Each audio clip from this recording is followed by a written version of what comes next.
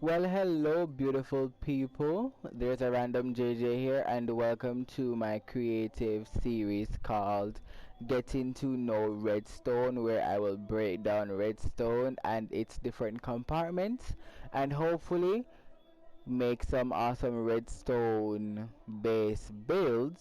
So, welcome to Redstone, I guess. Alright, so if we hop on over here, we can hurry up and get into the video. So this is Redstone. Basically, I have divided it into two categories. So we have partial redstone, which I will show you guys in a minute, buttons, and then we have flowing redstone or concurrent redstone or ongoing redstone. Can't really decide a name but we have these two. And if we hop on over here, let's say we get let's get a lever and a redstone block. So what do these do? So the redstone block and the redstone torch, not no torch, is they're basically the same thing, while the button and the lever, they are completely different, because unlike the lever that gives full pulses, the button that no unlike the lever that why is this turning this way? Anyways, unlike the lever that you can manage and switch on and off, the button is one pulse at a time. Depending on the type of button is the length of the pulse. So if we jump on into our inventory here and grab ourselves some redstone dust, we can demonstrate that. Now redstone power, the longest redstone power is 15, and you can acquire that from all of these powers, all of these power sources here. So if we go 1 2 3 4 5 6 7 8 9 10 11 12 13 14 15, that 15th block here is the last redstone signal, and it's a power of 1 right here, and just like here, right here is a power of 15. And it's the same for the torch. It goes straight down to 15, and anything after that is unpowered, as you guys can see here. Now when it comes on to the lever and the button, as you guys saw from the torch and the redstone block, as I placed a redstone dust here, it immediately lit up. Unlike the redstone block and the torch, the redstone dust will not light up here at all, because the lever is not powering it, or it's not switched on. So this is 15 blocks. Let's see, if we switch this lever on, it goes straight down to 15, and the same thing goes for the button. Oh, let's not do that here. The same thing, as I said, goes for the button. If we bring the button here, we don't get anything. But unlike the lever and the redstone torch and the redstone block, the button will not give a flowing current. Now the reason why I did not put the lever in the category of flowing current is because you have the ability to switch on and off the lever anytime you want, and unlike the redstone block, if you want to switch it off, you have to break it. And the same thing goes for the torch. So the button, as you can see, we're going to pulse it here in a minute. It goes straight down to 15, and then it turns straight back off. We see that? Alright, great. So that is basically redstone. That's the basis of it. That's everything based. Now from here we can move on into some more advanced things. So if we hop on over to this side, I am going to grab some things from my inventory, and I will show you guys some more. So in our hotbar, we have a few different redstone components, namely the redstone repeater, the redstone comparator. This is a daylight sensor. We have a dropper, we have a dispenser, we have piston, sticky piston, and we have a target block. Now all of these, well, not really all of them, but this and this, they are also sources of redstone. You can say sources of electricity or power, but it does not work as normal, because as with the lever and the button, for the target block to work, you as the player have to interact with it before it can work. And the daylight sensor falls into a special category because right now it powers right when it is the daylight. So it gives a level of 15, but if it was say nighttime, it would not be powered, so we wouldn't really be getting anything. But why I have a daylight sensor, we will get into that in a different episode. And right here we have ourselves sticky piston, a piston, alright, one block apart, a piston, we have droppers, we have dispensers, then droppers, my apologies, we have redstone comparator, and we have a redstone repeater. Now these are all unique in their own little way. For example, the sticky piston and the piston, while having the same name, they are two different blocks in general. Let's say the piston will push a block and will not bring it back because it's not sticky. And the sticky piston will push the block and pull the block. So we in turn have some awesome ways to use sticky pistons in builds in general, and pistons as well can be used to move blocks that are unobtainable in its form unless you have a special pickaxe or something. So let's say you want to have a whole bunch of stone moved out of your way, which would be inefficient, but you do not have a silk touch pick. You can just put the stone, oh, I lost my, you can just put this stone here and activate it, deactivate it, and then put a, well, not really put a stone, but it would be more likely you moving the sticky piston. And we are going to go more in depth with the sticky pistons in a future episode. And it can also be powered by any other electricity or redstone powers right here.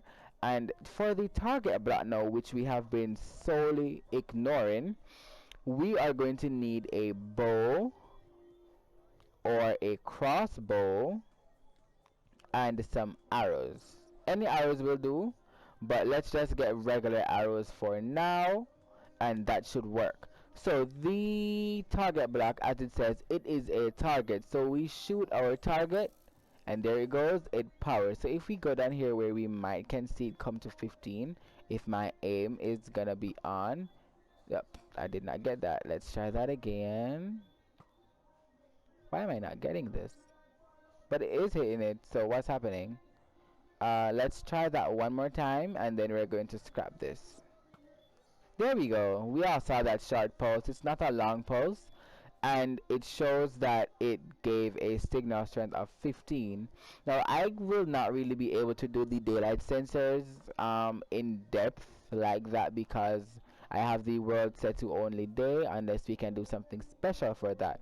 But right here we have our dispenser. What does the dispenser do, you may ask?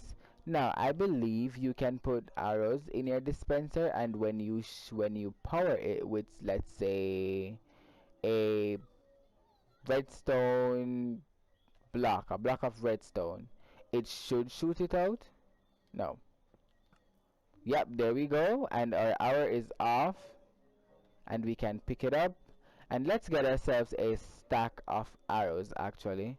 So if we put our stack and 2 of arrows in here, and we put a target block here, just to show that it actually does shoot your arrows. Look, if we put the block here now, it's gonna shoot it off. No one says it was going to be precise, but it did shoot it. Maybe not hitting there we go, we hit the target, and it goes and goes until we are out. But as you guys can see, it shoots a bit random, so it's not really as efficient as you would hope, but it does work. It does. Alright, so that's the dispenser. We can go into that in another episode. And the dropper now, unlike the dispenser, the dropper does not really shoot the item, it does as the name says and drop the item. So there we go, it dropped out a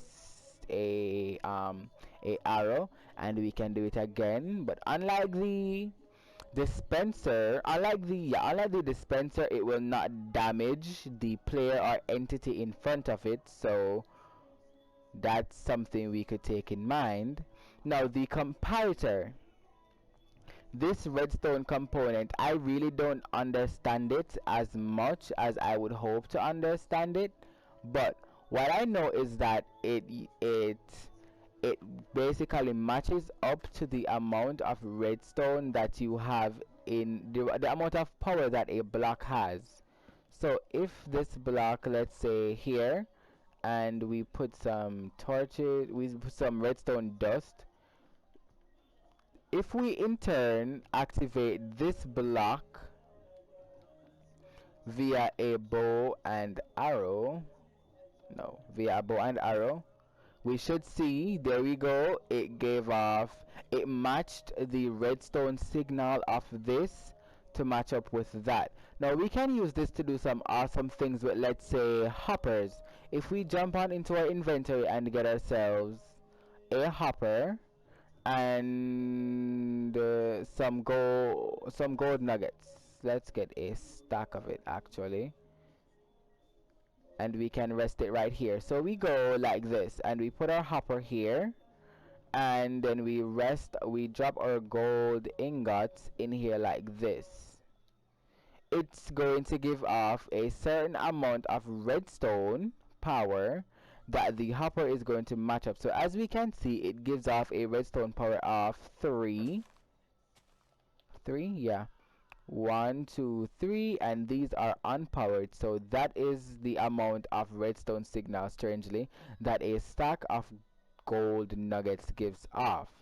Now the redstone repeater is a special case, because unlike the comparator or anything else here, the redstone repeater has the ability to extend or prolong the length of a redstone power source. So we can put back our power source here, and let's jump on with the redstone dust, and it goes up by 15. And there we go, it has stopped right here. So if we get ourselves the repeater and we rest it here, as you guys can see, the repeater has lit up, and it in turns gives us another 15 blocks out from the repeater, so we can send this on and along.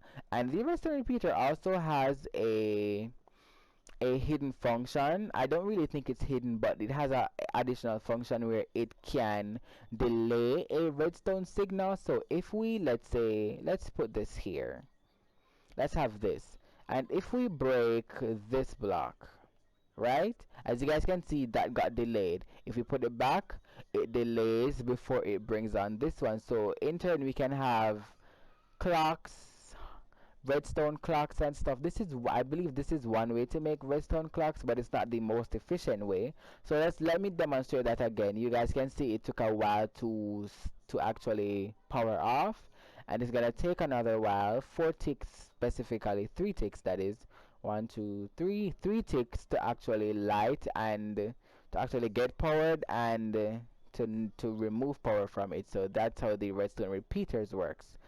So we can do some amazing things with this setup right here. I'm going to just break it down to a smaller position. Now, while on the topic of redstone clocks, in our hotbar we have a observer, and obviously our redstone dust that we've been working with. Now the observers are very special because, as it says, it observes. So we're gonna have to turn it this way actually. So this is the face of the observer, as you guys can see. And for a better demonstration, I believe we're gonna go out a bit, and we're going to do this. So this is our face of the observer, and we can take, let's say, a small, just a small thing here, just to show that it actually does something. And if we get, let's say, this snow block right here, and we place in front of this observer, it gives off a small pulse of redstone. I hope I remember to put that in slow motion so you guys can actually see the pulse. So every time it goes, every time something moves, like whether you place a block or remove a block from in front of the observer, it pulses, and that also accounts for any change. So let's say you put a dirt block, right, on in front of the observer, and then you have a shovel, just a regular shovel, and you put the, let's get the redstone dust here again. No, that's gonna be annoying.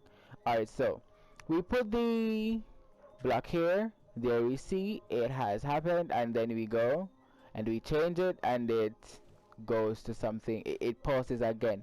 So we change the block to something else, and it pulses. So this basically just accounts and gives a redstone signal of 15, I believe, as well, when anything in front of it changes or you place anything in front of it. So anything that occurs in front of the observer, it accounts as a redstone signal and in turn powers it. So we can also make redstone clocks. These are fairly annoying, I shall say myself.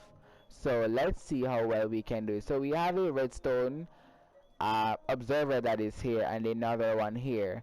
As you guys can see, it blinks rapidly. So what we can do now, we in turn have a blinking source, a blinking redstone power source. Now we can connect it up. If we remove this, it's still going to blink from that area and so forth.